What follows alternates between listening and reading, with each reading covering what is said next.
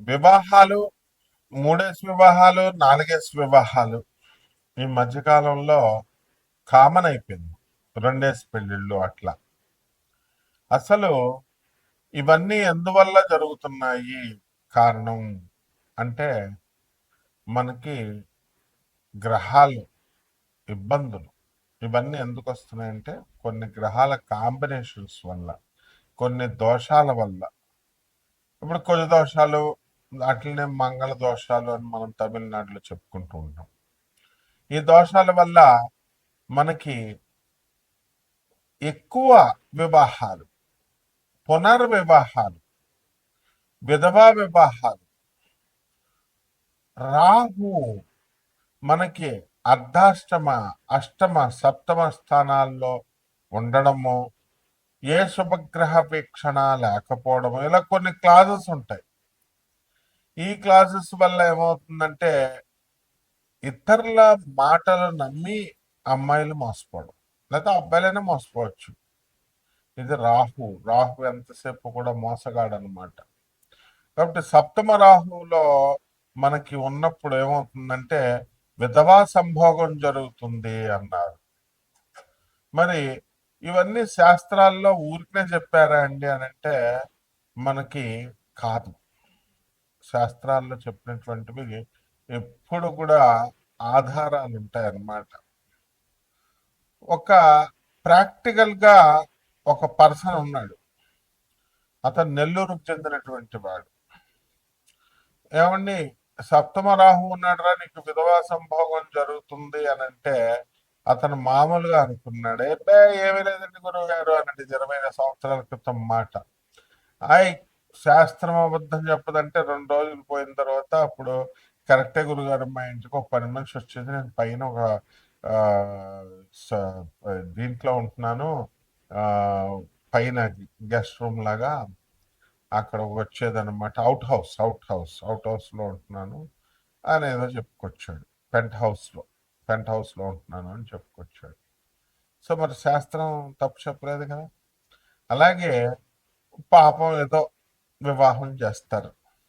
వివాహానికి చేసిన తర్వాత అత్యంత ఆడంబరంగా, అత్యంత ఆ ఖర్చుతో కూడుకుని పెళ్లి చేస్తారు. పెళ్లి చేసిన తర్వాత ఆ వివాహాలు నిలబడాలి కదా. వాడు మోసగాడైతే ఇగో, అందరూ ఈ మధ్యకాలంలో ఏంటంటే వివాహాలు ఎందుకు చెడిపోయినాయి అంటే ఇగో వాళ్ళే చెడిపోయినాయి అంటున్నారు. ఇగో వాళ్ళు ఎప్పుడు చెడిపోవండి, మోసపూరిత లక్షణాల వల్ల చేరిపోతాయి. హిపోక్రటిజం మెయిన్ గా. హిపోక్రైట్స్ అయితేనే మనసులో ఒకటి పైకి ఒకటి ఉన్నటువంటి వాళ్ళ వల్ల చెడిపోతాయి. ఈ పాపం ఈ అమ్మాయి అబ్బాయి ప్రేమించుకునేటప్పుడు ఓపెన్ గా ఉన్నారా లేదా చూడాలా. సైలెంట్ గా నల్లులుగా ఉంటారు, చాలా మంది వేసేస్తారు దెబ్బ. సైలెంట్ కిల్లర్స్ అన్నమాట. ఎప్పుడు బడబడ బడబడ మాట్లాడే వాళ్ళు ఉంటారు. వాళ్ళు పాపం వాళ్ళు దెబ్బ వేయరు, వాళ్ళు ప్రేమలు సక్సెస్ అవుతాయి. కాబట్టి ఈ యొక్క మంగళ దోషాలు, ఈ యొక్క రాహు దోషాలు, మళ్ళీ కొత్తగా కాలసర్ప దోషాలు వచ్చినాయి. ఈ కాలసర్ప దోషాల గురించి కొన్ని వందల వీడియోస్ మనం వింటున్నాం. రాహుకేతువుల మధ్యన మొత్తము ఈ గ్రహాలన్నీ, శుభగ్రహాలన్నీ పడిపోవడంతో కాలసర్ప దోషం ఏర్పడుతుంది. దీనివల్ల అన్ని ఏరియాల్లో కూడా, అన్ని ఫీల్డ్స్ లో కూడా మోసపోవడము, అలాగే వైవాహిక జీవితంలో భార్యాభర్తల మధ్య ఆ, గొడవలు, విరోధాలు జరగడం, మధ్యలో మూడో వ్యక్తి దూరిపోవడము. అతను ఎవరో కాదు, మళ్ళీ హస్బెండ్ ఫ్రెండో లేదా వైఫ్ ఫ్రెండో అయి ఉంటారు అనమాట. మరి వాళ్ళే, ఎక్కడ దూరం వాళ్ళు ఎవరు రారు. వీళ్ళకెళ్ళి వీళ్ళ స్టోరీలు అన్నీ చెప్పుకుంటారు. వాడే లైన్ వేస్తాడు మొత్తానికి. ఈ విధంగా ఇవన్నీ కూడా మనం చూస్తూ ఉన్నాం. వినడానికి కొంచెం బెటర్గా ఉన్నా ఇవన్నీ బెటర్ ఎక్స్పీరియన్సెస్ అందరికీ కూడా. మరి పునర్వివాహాలు చాలా మందికి పాపం మరణాలు సంభవిస్తున్నాయి. సంభవించినప్పుడు ఈ మరణాల వల్ల మరి విధవకి నువ్వు విధవైపోయావు కాబట్టి నువ్వు ఉండిపో, అలాగ మరి మ్యారేజ్ చేసుకోకూడదు అని ఇదివరకు ఉండేవి ఆంక్షలు. అవన్నీ కూడా ఇప్పుడు మారిపోయినాయి. చాలా మంది మంచి అత్తగారులు, మాంగారులు కూడా ఉన్నారు. తమ కొడుకు చచ్చిపోతే తమ కోడల్ని కూతురుగా చూసుకొని మళ్ళీ వివాహం అనేటటువంటి దాన్ని మళ్ళీ వాళ్ళు చేస్తున్నారు. ఈ విధంగా మొదటిసారి భర్త చనిపోయాడండి, లేదా భార్య చనిపోయింది, రెండో పెళ్లి చేస్తారు. రెండో పెళ్లి చేసినప్పుడు మళ్ళీ మళ్ళీ చనిపోయాడు, లేకపోతే ఏదో డైవర్స్లు వచ్చి విడిపోయారు. మూడో పెళ్లి చేయాల. మూడో పెళ్లి డైరెక్ట్ చేయరండి, అరటి చెట్టుని చేసి అరటి చెట్టుని కొట్టేసి ఆ తర్వాత ఆ వివాహాన్ని చేస్తారు. ఇలా పునర్వివాహాలు ఇవన్నీ కూడా మనం ఈ దోషాల వల్ల జరుగుతూ ఉంటాయి. ఏమండి మరి వీటికి ఏంటండి అంటే సర్పదోష నివారణం కోసం ఆ సర్ప ప్రతిష్టలు చేయిస్తూ ఉంటారు. మరి బ్యాంకులో పనిచేసేటటువంటి ఒక అమ్మాయి నా శిష్యురాలు ఉండేది. ఈ ఏమండి నాకు ఉన్నటువంటి దోషాలకి పంతులు గారిని అడిగాను, పూనకాల ఆవిడని అడిగాను. అందరూ కూడా సర్పదోషాలు ఉన్నాయన్నారు. ఆ సర్పదోషాలు మనం చేయించుకున్నాం. సర్పదోషాలు చేయించుకుంటే మనకి ఏమైందండి, సర్పదోషాలకి మరి నాకేం పని అవ్వలేదు, 3.5 లక్షలు అప్పు అయిందండి అన్నారు.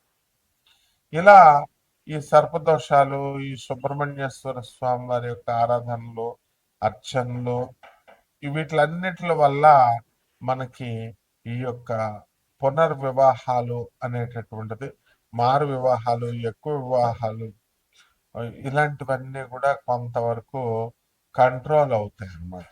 అంటే వీటిలన్నిటికి కారణం సుబ్రహ్మణ్యేశ్వర స్వాముల వారు. కాబట్టి మనము ఈ యొక్క వైవాహిక జీవితాల్లో వచ్చేటటువంటి సమస్యల్ని మనం ఈ గోచార రీత్యా వచ్చేటటువంటివన్నీ కూడా మనం చెప్పుకుంటున్నాం. ఇవి కామన్ ప్లాట్ఫారం మీద జరిగేటటువంటివి. మరి ఇవి అలా కాకుండా వ్యక్తిగత జాతకాలను అనుసరించి మనము మీ పర్సనల్ డేట్ ఆఫ్ బర్త్ని, ప్లేస్ ఆఫ్ బర్త్ని, టైమ్ ఆఫ్ బర్త్ని మనకి ఇచ్చినప్పుడు మనం ఆ వ్యక్తిగత జాతకాలను మనం పరిశీలించి మనము ఇవన్నీ కూడా నాన్ కమర్షియల్ బేసిస్తో మనము జాతకాలు చెప్పడం అనేటటువంటిది జరుగుతుంది. కాబట్టి మనందరము ఏం చేయాలండి అని అంటే, మనము ఈ ఎవరికైతే ఈ యొక్క సందేహాలు ఉన్నాయో వ్యక్తిగత కర్కాటక రాశి, ఓం వసుదేవసుతం దేవం కంసచాణూరమర్దనం దేవకీ పరమానందం కృష్ణం వందే జగద్గురుం. ఈ యొక్క కర్కాటక రాశి వారికి అందరికీ కూడా మరి మనం పైన ఉదహరించినటువంటి కాలసర్ప దోషాలు, మంగళ దోషాలు, కుజ దోషాలు, ఇక జాతకాల్లో ఎందుకు మీకు పెళ్లిళ్ళు కావడం లేదు, పునర్వివాహ దోషాలు, ఇవన్నీ కూడా నవంబర్ నెలలో మన కర్కాటక రాశి వారికి ఎంతమందికి అప్లై అవుతాయి అనేటటువంటి విషయంలో నవంబర్ రాశి ఫలితాలను కూడా మనం చూసుకుందాం. ఈ యొక్క నవంబర్ నెలలో ఈ రాశి వారి కర్కాటక రాశి వారికి అందరికీ కూడా అష్టమ గురుగ్రహ ప్రభావం అనేటటువంటి ఉంది. అష్టమ రాహుగ్రహ ప్రభావం. దీనివల్ల ఏమవుతుందంటే ఈ అష్టమ రాహు మనస్సుని విచలితం చేస్తాడు, కాన్సన్ట్రేషన్ ఉండనివ్వడు, దేనిపైన కూడా మనకి స్థిరత్వాన్ని ఉండనివ్వడు అన్నమాట. కాబట్టి ఈ రాశి వారికి అందరికీ కూడా మనకి శని భాగ్యస్థితి కారకుడు అవడం వల్ల మనకి అందరికీ కూడా మంచి అదృష్టాన్ని కలగజేస్తాడు. పిల్లల వల్ల సుఖాన్ని కలిగిస్తాడు. మీ పితృ సంబంధమైనటువంటి బంధువులందరి దగ్గర కూడా మీకు దూరపు బంధువుల మరణాల వార్తలను వినడం ద్వారా మీరు అక్కడికి వెళ్ళడం వల్ల ఆస్తులన్నీ కూడా మీ పేరు మీద రాయడానికి అవకాశాలు ఉంటాయి. కాబట్టి కాస్త బ్రహ్మాండంగా మీ అందరికీ కూడా అదృష్టాన్ని కలిగించేటటువంటి ప్రయత్నాలు జరుగుతూ ఉంటాయి. ఇకపోతే ఈ కర్కాటక రాశి వారికి చర్మ వ్యాధులు వస్తాయి. మరి ఈ వ్యాధుల్లో అందరూ కూడా ఈ యొక్క పార్కిన్సన్ వ్యాధులు, అలాగే స్పాండలైటిస్ ఇలాంటి వ్యాధులన్నిటిని కూడా మెడికేషన్ చేయాలి. మీరు అలోపతితో విసిగిపోయి ఇప్పుడు ఈ యొక్క ఆయుర్వేదం లేదా ఈ యొక్క యునాని మెడిసిన్స్ ఇలాంటివన్నీ కూడా వాడటానికి మీరు వెళ్తారు. అయితే ఈ చర్మ వ్యాధులనేటటువంటివి ఏ స్థాయిలో వస్తాయంటే, కొండ పెంకు తీసుకుని కొబ్బరి పెంకు తీసుకుని గోక్కోవాలన్నమాట. అంత దారుణంగా మీకు చర్మ వ్యాధులు దురదలు అనేటటువంటివి వచ్చేస్తాయి. లేకపోతే వివాహం కానటువంటి వాళ్ళకి అందరికీ కూడా వివాహాలు అయిపోవడానికి ఈ కర్కాటక రాశి వాళ్ళకి అవకాశాలు ఉన్నాయి. అయితే కాస్త ఆలస్యంగా మనకి ఈ వివాహాలు అవ్వడం ఇలాంటివన్నీ కూడా జరుగుతాయి. దానికి కంగారు పడాల్సినటువంటి అవసరం లేదు. అలాగే ఈ రాశి వారికి అందరికీ కూడా మనము అనుకున్న పనులు అనుకున్నట్లు జరుగుతాయి. కాకపోతే కాస్త లేటుగా శ్రమతో కూడుకొని మీకు పనులు జరగడం అనేటటువంటివి జరుగుతాయన్నమాట. కాబట్టి ఈ కర్కాటక రాశి విద్యార్థులైతే వీళ్ళకి జన్మంలో ఉన్నటువంటి గురుగ్రహ ప్రభావం వలన చదువుల్లో ఇంకా చురుకుతనాన్ని చూపించాల్సినటువంటి అవసరం ఉంది. అలాగే ధన సంపాదన చేసేటటువంటి వాళ్ళంతా కూడా మనకి కేతుగ్రహ ప్రభావం వల్ల స్లోగా ధనం సంపాదన అనేటటువంటిది మీకు చేయడం జరుగుతుంది. కాబట్టి ఈ రకంగా పెళ్ళిళ్ళు కానటువంటి వాళ్ళకి వివాహాలు ఇవన్నీ జరుగుతాయి. పరిహారాల దగ్గరికి వచ్చేసరికి కర్కాటక రాశి వారికి రాహు జపం చేయండి, రాహు స్తోత్రాలు చదవండి, రాహు కిలోంపావు మినుములను ఆవుపేడ రంగు ఉన్నటువంటి వస్తువుల నుంచి పేద బ్రాహ్మణులకి శనివారం నాడు ఉదయం 8 గంటలకి దానం చేసుకోండి.